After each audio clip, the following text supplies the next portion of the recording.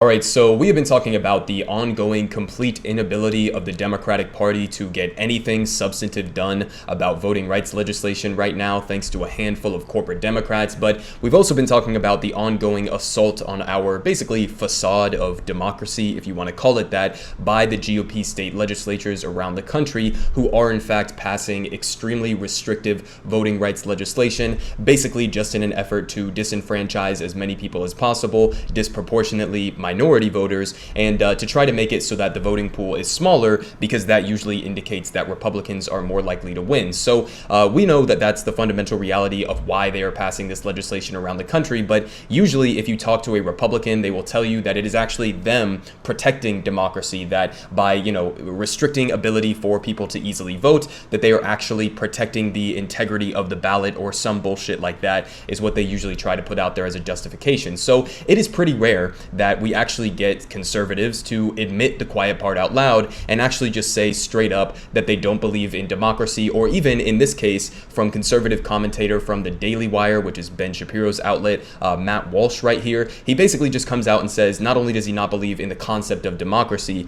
but he actually doesn't even believe in basic voting rights as a guarantee to all Americans. So let's just go ahead and watch this absolutely deranged clip, and then we're going to get into where he went wrong in this, which is a million different ways at the same time. Well, as you know, this subject is always difficult for me emotionally. Whenever I hear Democrats panicking over the attack on voting rights, it hits me right in the heart. It shakes me to the core, gets my hopes up, because I very much wish that there was an attack on voting rights. I think universal voting rights is one of the worst ideas this country has ever had.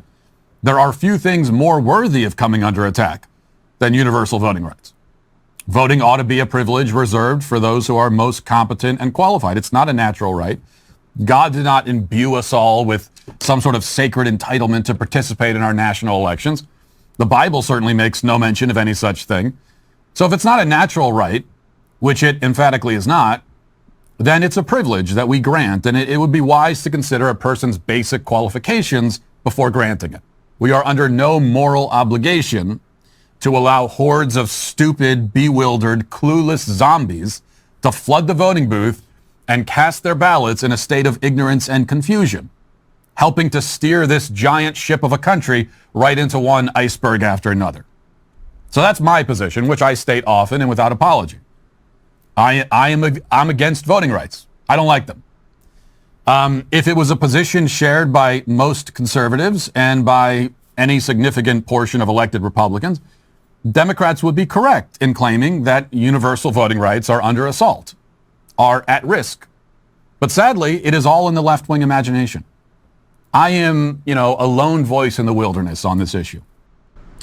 Okay, so that is a goddamn clusterfuck to unpack right there, okay, from top to bottom. First off, I kind of appreciate the honesty, right? This is something that I kind of wish Republicans would come out and say on a regular basis, because unlike what he was just trying to characterize right there, right, he was trying to pretend as if he's the only one that on the Republican side doesn't believe in voting rights. That part is absolutely not true. And how do I know that? Well, again, because we've seen this all around the country, okay? Here from the Washington Post, how GOP-backed voting measures could create hurdles for tens of millions of voters. At least 250 new laws have been proposed in 43 states to limit mail, early in-person, and election day voting. So again, this is not something that's unique to Matt Walsh in literally any way whatsoever. It's just a fundamental truism throughout the history of politics, and Republicans know this. They say this behind the scenes, or even in the case of somebody like Donald Trump, he'll say it in front of a fucking camera and say it proudly and openly, that they understand the less people that vote in elections, the more likely Republicans are to win. Why is that? Well, at a fundamental reality, the Republican platform of cutting taxes for the wealthy and hyper-militarization, believe it or not, is actually not that popular when you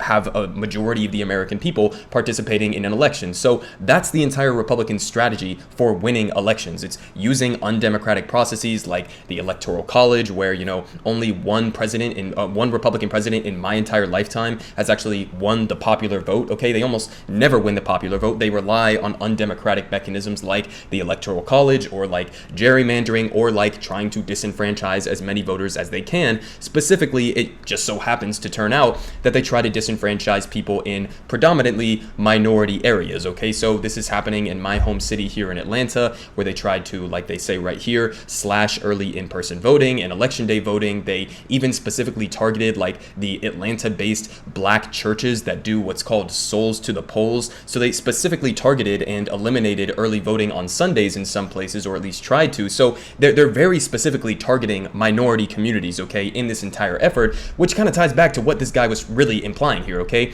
He says that we should have higher standards for who should be able to vote, right? Okay, well, what specific standards? Are you talking about shit like, I don't know, the poll taxes or the grandfather clause that have been used historically within the United States specifically to target black and brown voters within this country? I mean, it's like he pretty much should have just come out and said that he doesn't like poor black people voting. I mean, that's essentially the essence of what he was just saying there. But on the flip side of that, it also doesn't really make sense, because if there's any group of people who actively, vote against their own self-interest, it would be like white rural Republicans who consistently vote for a con man like, Donald Trump or somebody like George W. Bush, etc., who do nothing but serve the very elites that they pretend to rail against, okay? So if there's any group of people who are being completely dicked over and voting against their own self-interest, it would be that group of voters. Now, I don't even necessarily blame those voters. I blame more so, the structure of our two-party duopoly, that nobody, in rural America or in the working class here in this country has any actual representation. So it's understandable that they would fall for a con man like Donald Trump, but at the end of the day, they still are voting against their own self-interest by voting for the Republican Party. But that, that's something that he throws out there as if like only the left would be affected by more restrictive or means-tested access to voting. If you want to do it by academic standards, I'm sorry, and this is, somewhat of a lib take to pretend as if this is, inherent to anything, but, the Democratic Party does have higher education levels when you poll it across the board. So, I don't really know what he's talking about right there. I'm not a big fan of the Democratic Party, but that is just a fact, okay, at a fundamental level. But on top of that, he appeals to the Bible, okay? Why the fuck are you appealing to the Bible, dude? You can have your own personal religion, but are you against the Constitution too? I mean, these are the types of guys who come out here and like to, literally jerk off to the Constitution and pretend as if it was written by God himself. And then he doesn't even apparently believe in one of the most fundamental aspects of the Constitution, which was the separation of church and state. Why the fuck would you be appealing to the Bible for anything having to do with how we should structure laws in our country? That's just not how you should govern in a place that has identifiable within our Constitution separation of church and state. But even at a more fundamental level, I mean,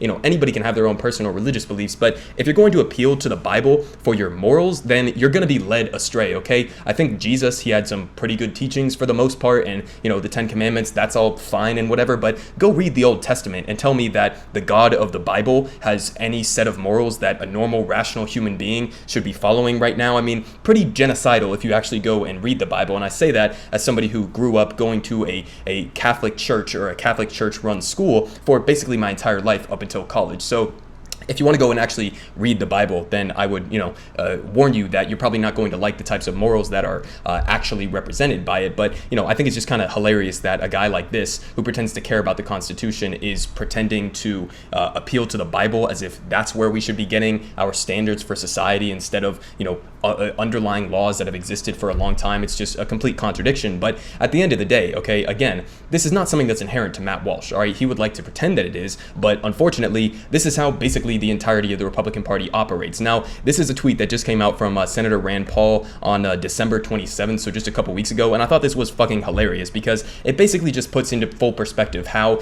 even like some establishment Republicans like Rand Paul are coming out here and basically saying that completely legal methods of trying to expand access to the ballot are actually somehow like sneaky ways to steal elections, basically. So he literally said, how to steal an election, quote, seeding an area heavy with potential Democratic voters with as many absentee ballots as possible, targeting and convincing potential voters to complete them in a legally valid way, and then harvesting and counting the results. So, I mean, listen, read that again for yourself. He's just describing like voter outreach programs. So, again, this isn't, he said himself, in a legally valid way. So I don't really know even what the point is that Rand Paul is trying to make by this, because what he's describing is entirely legal, and basically he's just admitting that he doesn't want an expanding multiracial democracy. And that's really what this gets down to at a fundamental level. I mean, the entire Republican Party, they will come out, they will use these talking points about how they're actually protecting democracy and protecting the integrity of the ballot, when we know that the data shows there is no widespread election fraud. And so all of these efforts, as you know, we were talking about right here, at least 250 new laws in 43 states, all of these efforts, they're not to protect the integrity of the ballot box, they're not to protect democracy. Republicans only win when they attack democracy, when they restrict democracy as much as physically possible. And that's the underlying reality that has been consistent for decades now, okay? The less people that vote in elections, the more likely Republicans are to win those elections. And, again, that's because their platforms are massively unpopular. So that's the reality at the end of the day. Not really sure what Matt Walsh is talking about here, because what he was just describing and his, saying the quiet part out loud views there are basically what the rest of the entire Republican establishment also believe, and just aren't willing to come out and say it in that same way.